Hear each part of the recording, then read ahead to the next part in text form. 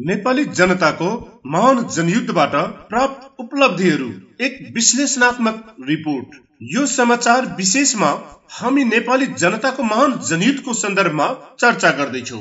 10 वर्षमा चलेको यो संघर्ष केवल विद्रोह थिएन, यो देश र जनताको राजनीतिक, सामाजिक र आर्थिक पुनर्रचना गर्ने महत्वाकांक्षी अभियान थियो।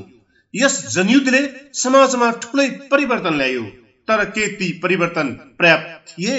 के हामीले शहीदहरूको सपना साकार गर्न सकेका छौं?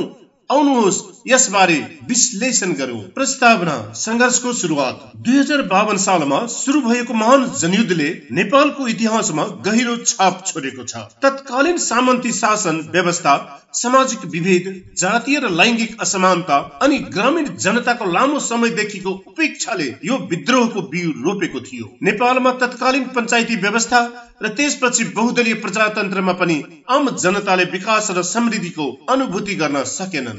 गरिबी, बेरोजगारी र समानताको अभाव जनताको दैनिकी थियो। यसै सन्दर्भमा नेकपा माओवादीले नेतृत्व गरेको यो विद्रोहले एउटा ठोस विचार ल्यायो: समाजवादी नेपालको सपना। सामाजिक उपलब्धिहरू।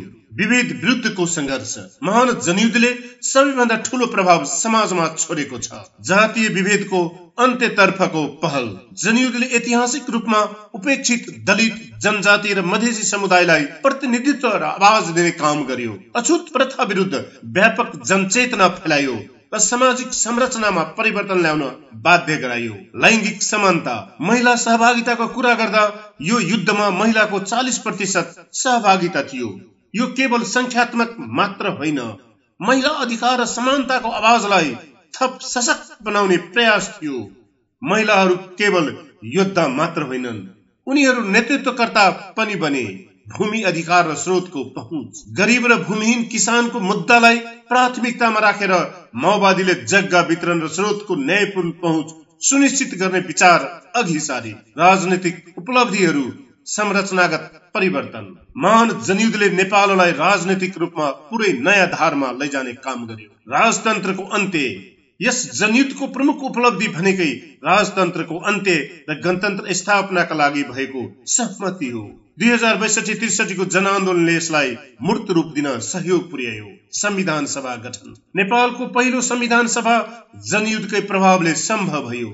जनताको प्रतिनिधित्व गर्दै संविधान लेख्न संविधान सभा गठन गरिएको थियो। संघीयता। केन्द्रीकृत शासन व्यवस्थाबाट संघीय प्रणालीमा रूपान्तरण हुनु जनयुद्धकै प्रमुख उपलब्धि हो। यसले विभिन्न जाति, भाषा र क्षेत्रलाई राजनैतिक अधिकार सुनिश्चित गर्यो। आर्थिक परिवर्तन, चुनौती र अवसरहरू। जनयुद्धले गरिबी र आर्थिक असमानताको विरुद्धमा आवाज उठायो, तर के हामी आर्थिक रूपमा त्यस्तो परिवर्तन ल्याउन सक्षम भयौं त? श्रमिक अधिकार। युद्धले मजदुर वर्गको हक हितका मुद्दालाई केन्द्रमा राख्यो। श्रमिकहरूको न्यूनतम ज्याला, अधिकार र सम्मानका विषयमा व्यापक छलफल सुरु गरियो। स्रोत साधनको समान वितरण। माओवादीहरूले स्रोत साधनको समान वितरणको कुरा गरे, तर आजको अवस्थामा स्रोत साधनको उपयोगमा अझै पनि धेरै समस्या बाँकी छ। चुनौती। युद्धको आर्थिक मूल्य चुकाउन अझै धेरै वर्ष लाग्ने देखिन्छ। पूर्व लडाकुहरूको पुनर्स्थापना, विकासका आयोजनाहरूको पुनरुत्थान र राज्य संरचनाको निर्माण अझै चुनौतीपूर्ण छन्। जनयुद्धको प्रभाव। वर्तमानको समीक्षा। आज जनयुद्धले दिएका धेरै लक्ष्यहरू साकार भएका छन्, तर ती मध्ये धेरै अधुरा पनि छन्। सकारात्मक प्रभावहरू। सामाजिक चेतनाको विकास, राज्यका हरेक तहमा समावेशीकरण, राजनीतिक चेतना जागृत। अधुरा सपना। समानता र समतामूलक समाजको निर्माण अझै अधुरो छ। गरिबी, बेरोजगारी र भ्रष्टाचारका समस्या समाधान हुन बाँकी छन्। जनयुद्धले उठाएको भूमि सुधारको एजेन्डा अझै कार्यान्वयनको पर्खाइमा छ।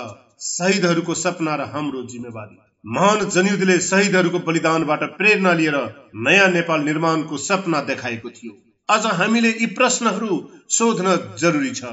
के हामीले शहीदहरूको बलिदानको सम्मान गरिरहेका छौं? के नेपाली समाज अझै पनि विभेदबाट मुक्त भएको छ?